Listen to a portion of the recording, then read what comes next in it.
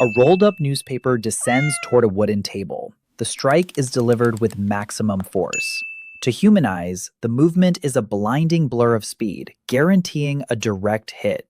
Instead, the housefly casually lifts off, spiraling away before the paper even makes contact.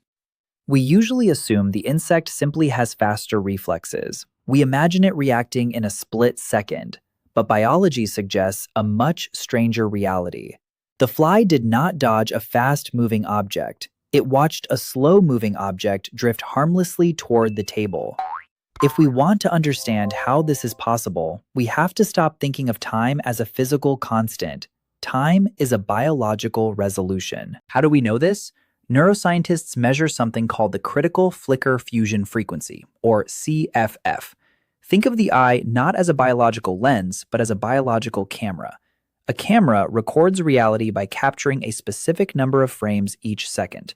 If the frame rate is high, rapid movements are captured in crisp detail. If the frame rate is low, rapid movements blur together. The human visual system operates at roughly 60 frames per second. We perceive the world smoothly because our brain stitches those 60 frames into a continuous stream. When we watch a movie at 24 frames per second, the illusion holds. But nature does not run on a standard projector. Let us return to the housefly. Tests indicate that a fly has a CFF of around 250 Hz. It processes 250 distinct images each second. When we swing that newspaper, our arm is moving fast relative to a human frame rate. Relative to the fly, we are practically wading through molasses. It has an abundance of neurological time to map the trajectory of the threat, calculate an escape vector, and leisurely adjust its wings. To a fly, a human swinging a newspaper is an object barely moving in slow motion. This phenomenon is not limited to insects. Predatory birds like hawks and falcons may also possess an exceptionally high CFF. When a falcon dives toward the forest floor at over 100 kilometers per hour, it cannot afford a blurred visual field. It must process the rapidly approaching branches and leaves with microscopic precision to avoid a fatal collision. This discrepancy in biological frame rates also explains an odd behavior in our own homes. For decades, pet owners noticed that dogs showed very little interest in television screens. We assumed they simply did not understand the images. But researchers believe the truth was hidden in their biology. A dog possesses a CFF of roughly 80 Hz. Older televisions refreshed their screens at 60 Hz. While humans saw a smooth, continuous image, a dog likely saw a painfully flickering strobe light. It was not a movie to them, it was a broken, flashing bulb.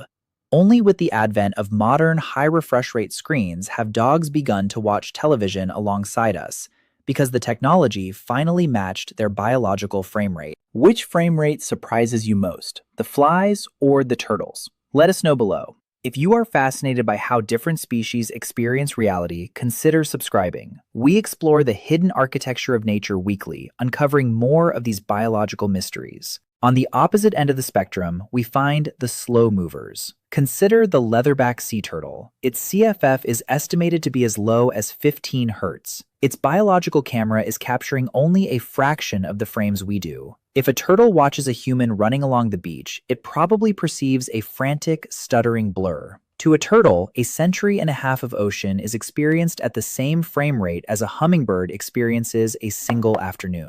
Some deep-sea starfish push this even further, perhaps processing only a few frames each minute. A predator could approach, attack, and leave before the starfish's visual system fully renders the event. This raises an obvious evolutionary question. If seeing the world in slow motion allows an animal to dodge threats with ease, why have all species not evolved a 250 Hz visual system? The answer lies in the fundamental currency of biology, metabolic energy. Operating a high-speed camera requires a large battery. Processing visual data at high speeds demands an enormous amount of calories and constant neurological firing.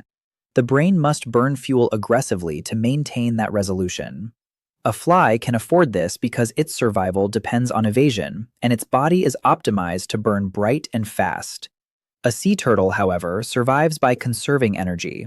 It glides through the ocean, armored and largely immune to sudden attacks. Wasting calories on high-speed vision would be an evolutionary error. Survival is always a biological audit. We actually carry a vestige of this temporal shifting within our own biology. If we have ever been in a car accident or faced a sudden fall, we might recall the event unfolding in slow motion. For a fraction of a second, our brain floods with adrenaline, increasing its processing speed to map the threat. We briefly borrow the frame rate of the fly. But because our bodies cannot sustain that metabolic burn, the effect fades almost immediately, leaving us exhausted. Step back for a moment. This metabolic trade-off offers a profound perspective on one of nature's greatest inequalities: lifespan. We often pity the short life of a housefly, which typically lasts only about 28 days. We marvel at the sea turtle, which might drift through the ocean for 150 years. But these numbers only measure time according to the rotation of the Earth. What if we measure time by the amount of subjective experience? The fly processes 4 times as much visual information per second as we do, and nearly 17 times as much as the turtle. Its 28 days are packed with an overwhelming density of neurological events.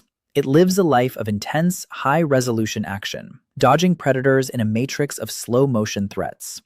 The turtle stretches its frames out, experiencing a century and a half of slow, muted, low-resolution existence. Perhaps the fly and the turtle experience a similar volume of life, just played at different speeds. Nature does not grant extra time, it only adjusts the frame rate. To a fly, time is not a clock. It is a finite movie reel playing at maximum resolution.